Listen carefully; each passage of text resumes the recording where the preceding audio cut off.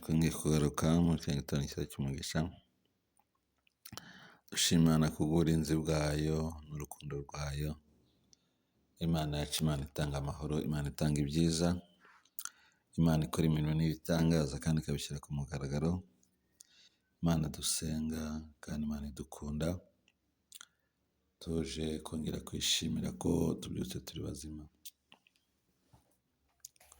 Imbabazi z'umukiza zamuzanye kunshungura, natabitswe n'ibyazanjye ankura mwarangiza, nari mu isayo y'ibyaha aramfata aransayura, nari mu mwijima ukomeye Yesu aramurikira, nari mu isayo y'ibyaha aramfata aransayura, nari mu mwijima ukomeye none aramurikira.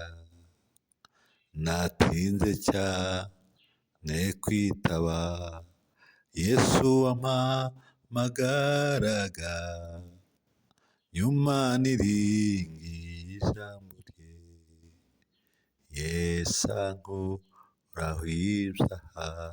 Warakoze Yesu, warakoze kutumurikira, warakoze kutuvana mu byaha, warakoze kutuvana kure la mosca la vieille na mandrabaya. Twari twarapfuye, twarazize ibyaha Mana we, ntabwo twari dufite icyatubwira Nyagasani Imana ukuri. Umwijima wari waratugose ariko tumurikishiriza umucyo. Amaso yacu Nyagasani Imana ntabwo yarebaga, Mana wahaye kureba. Ubwenge bwacu ntibwakoraga neza, wahaye gukora neza. Makoske lebenesha turavagre. Twari kure Nyagasani Imana y'ibyiringiro, twari kure kubaho kwawe, twari kure Nyagasani Imana Data wa twese umwijira amasezerano. Uraza Nyagasani Imana twegeza hafi cyane y'amasezerano. Uraza Nyagasani Imana utwibutsa gukiranuka kwawe. Uraza utwigisha Nyagasani Imana iby'imirimo yawe Mana no kumenya kugira neza kwawe. Ibyo byose ntiwabikoze, ntiwabwa icyubahiro. Wongeye gukora umurimo utangaje muri kino gitondo kutubyutsa turi bazima. Nkunda kuvuga ngo ntabwo twabifata nk'ibisanzwe. Oya, ntabwo ari ibisanzwe. Le pesque le bo andos calavi, ntabwo ari ibintu bisanzwe. Ni ubuntu watugiriye, n'imbaraga zawe Nyagasani Imana zakoze. Ntabwo ubwacu twagomba kubyuka ku gisasiro, ntabwo Nyagasani Imana twagomba kubaho turi, ariko byose byaturutse kuri wowe. Niwe wabikoze nk'Imana. Shyirwa hejuru Papa. Alokaske le benesha turavaya. Reka abantu bose bakubone kandi abantu bose bakumenye, bamenye kuri Imana nziza, bamenye kuri Imana ishobora byose, bamenye kuri Imana yo kwizerwa, bamenye kuri Imana itanga amahoro kandi uri Imana itanga ibyiza. Haleluya. Uri Imana itanga amahoro, uri Imana itanga ibyiza, uri Imana igira neza, uri Imana nyamana, ya Mana iriho, ya Mana izahora iteka ryose, ya Mana ivuga bikaba, ya Mana iteka bigakomera. Muri wowe harimo byose Papa, muri wowe harimo gukomera, muri wowe harimo imbaraga, muri wowe harimo ubwiza. Haleluya. Reka tubone bundi bushya, tukone bundi shwa Papa, twakire kugira neza kwawe, twakire ubutabazi bwawe, twakire imbaraga zawe, twakire amahoro aturuka kuri wowe. Mu izina rya Yesu Kristo Nazareti, ongera utunezeze, unezeze ubugingo bwacu. Haleluya. Unezeze ubugingo bwacu Papa. Haleluya, haleluya. Reka ukora imirimo, reka ukora ibitangaza, reka wigaragaze Papa, kandi ugaragaze kugira neza kwawe. Shimwa Yesu Kristo wa Nazareti. Uyu munsi wa none ubane natwe, uyu munsi wa none dufashe muri byose, kandi ibyo tugiye kuvuga Nyagasani Imana bikwere umubavu uhumura neza imbere yawe, kandi tuyoborwe na Mwuka Wera, mu izina rya Yesu Kristo. Amen. Haleluya. Tugiye kureba umumaro wo gusenga noneho rero. Tugiye kureba umumaro wo gusenga. Ese gusenga bigira umumaro cyangwa se ntago bigira umumaro? Ariko igisubizo ni yego, bigira umumaro. Umumaro rero tugiye kurebaho, turebe ku mumaro wo gusenga Imana ishimwe cyane. Turabanza dusome Yohana cyangwa se ubutumwa bwiza bwanditswe na Yesu Kristo. Ubutumwa bwiza bwa Yesu Kristo kuko bwanditswe na Yohana.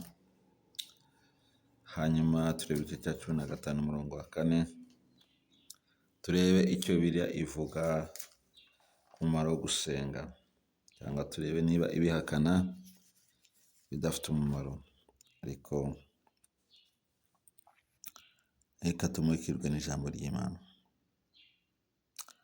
Aravuga ngo mugume muri njye nanjye ngume muri mwe, nk'uko ishami ritabasha kwera imbuto ubwaryo ritagumye ku muzabibu, niko namwe mutabasha nimutaguma muri njye.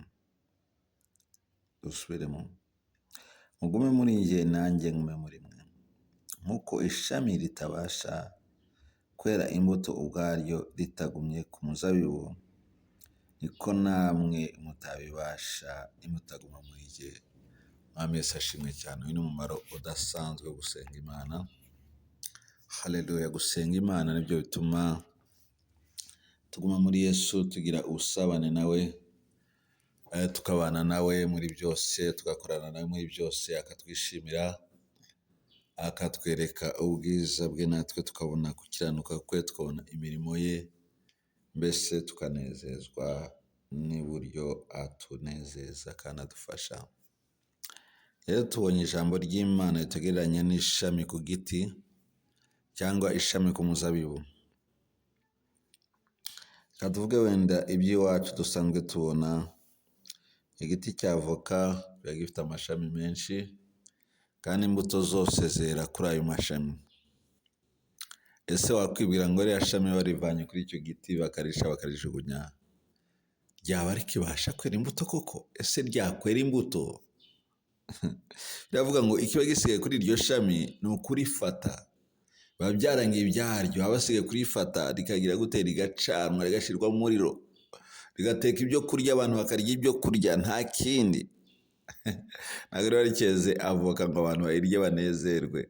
Urubuto rwa avoka ruraryoha, ruranezeza, ariko iriya shami wariciye rikava kuri kiriya giti cya avoka, nta bundi buryohe riba rigifite uretse kurifata ukaricana, mbese rikaka, rikabasha gukora undi murimo wo guteka ibyo kurya, ariko uvuga ngo rizera imbuto ryongere kuribwa, ntago bikunda. Nawe mwene data, haleluya, nutaba ku ishami, nutaba ishami ku giti ari we Yesu Kristo, ntacyo uzabasha kugeraho. Kandi kugira ngo ube connecte kuri iki giti ari we Kristo, ni ukuba mu bihe byo gusenga. Nibwo uzabona connection yawe n'Imana, ibihe byo gusenga. Ba connecte umunsi kundi. Lamos alivegre, ntukitandukanye n'iki giti, lemos calavie, ntukitandukanye n'umuzabibu. Nitandukanye nawe bizaba birangiye, ntabwo uzaryohera abantu. Abantu bazakubona nk'ikintu kiraho gusa, abantu bazakubona nk'igishushanyo kiraho ngaho gusa. Nukuri ntabwo uzaryohera abantu, kandi ntabwo bizaba bishoboka ko wera imbuto. Abantu bazavuga ngo uriya muntu, bazavuga ngo uriya muntu yari umukristo, uriya muntu yari umukozi w'Imana, uriya muntu yakoraga Imana, none byararangiye, yaraguye, yabivuyemo. Kubera ko wavuye ku muzabibu. Ugomba kuba connecte umunsi ku wundi, ugomba kuba uri hamwe n'Imana umunsi ku wundi. Nutandukana nayo, ibyo bizakurangirana. Haleluya. Bana n'Imana umunsi ku wundi. Nta nubwo ari umunsi ku wundi, umunota ku munota, akanya ku kanya. Lofa kaskele benesha. Tuzareba uburyo gusenga Imana ari uguhozaho. Ntabwo ari ibintu byo kuvuga ngo ndasenze ndarangije, oya. Nubwo mu mwanya wo gusenga utakiyurimo, ariko aho uri hose, ibitekerezo byawe, umutima wawe bakonekite na Kristo, bakonekite n'Imana, umutima wawe, ibyo ukora byose mu kazi kawe, nawe uri mu rugo utetse, bakonekite n'Imana, nawe uri kugira gute, uri gufasha abana bawe, bakonekite n'Imana. Muri ibyo byose bisa naho bikugoye, ariko ugomba kuba konekite n'Imana, kandi wakonekite nayo bizakorohera, ndakubwiza ukuri, bizakorohera. Haleluya. Ugomba kuba connecte n'Imana. Nuva kuri kino giti cy'umuzabibu, ntabwo uzabukeza imbuto. Nusanga umuntu wari ukijijwe ukajya gusanga asanga arahindanye, ugasanga yasubiye mu tubari n'ibindi, yasubiye mu magambo, yasubiye mu banyabyaha, yasubiye mu busambanyi, yasubiye muri ibyo bintu byose bidahesha izina ry'Imana icyubahiro, kuko yavuye ku muzabibu, yavuye ku giti, ntabwo akiri konekite na Kristo, ntabwo akiri konekite n'Imana. Nicyo kintu cyonyine abura, nicyo yabuze, kandi yabuze ikintu gikomeye. Imana idushoboze kuguma kuri Yesu Kristo, Imana idushoboze kuguma ku muzabibu. Nk'uko ishami rivuye ku muzabibu nta kintu bari kimaze, nawe nutandukana na Kristo ntacyo uzaba ukimaze, ntacyo uzaba ukimariye abantu, ntabwo uzaba ukiryoheye abantu, bizaba byarangiye. Haleluya. Uzakayuka nka wa munyu, ukayuka wawujugunye hasi, abantu bakawukanagira uko bashaka, umurimo wawo ugakurwaho, ugasigara nta murimo ufite. Mwene data, ntuziyambure umurimo wawe, ntuziyambure kuryoha kwawe, ntuziyambure kuryohera kwawe. Imana igushoboze, kandi twese Imana ibidushoboze, kugira ngo tubashe kuguma ku muzabibu.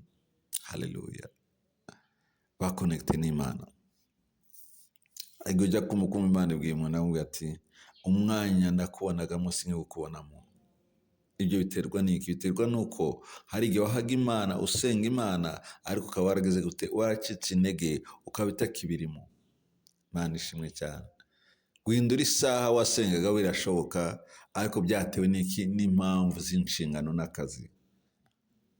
Akazi kagatuma wenda utakibasha kubyuka saa 9, ariko wenda urabyuka saa 11, urabyuka saa 12, nta kibazo. Icyangombwa ni uko Imana igusanga muri wa mwanya, ikabona ko ukiri kumwe nayo, ikabona ko ugisenga Imana, ikabona ko mu by'ukuri utavuye mu buntu bwayo.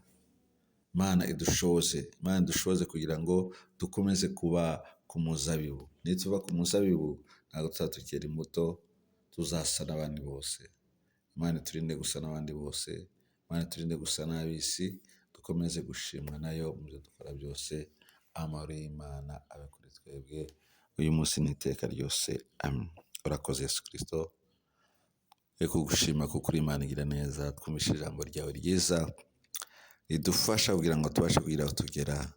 Dufashe Nyagasani Imana kugira ngo dusengere umunsi wacu.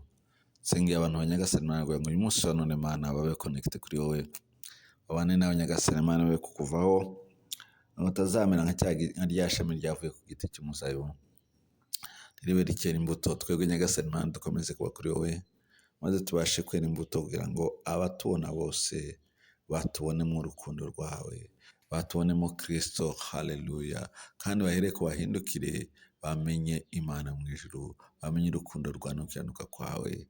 Kandi agusabye cyane ngo ibyiza wasezerana ukunda bikomeze kugaragara ku buzima bwacu. Twishimire, turebe neza, tureba n'amaso y'imbabazi, kandi uganze utegeke kuri umwami mwiza, kandi uri Imana igira neza, kandi uri Imana ishobora byose.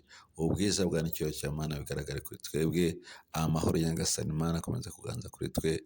Urakoze kutugirira neza kandi utwitayeho, urakoze kuduha ibyiza bikwiriye Nyagasani Imana, abana bawe mu bihe nk'ibi ngibi, mu izina ry'umucunguzi wacu Yesu Kristo.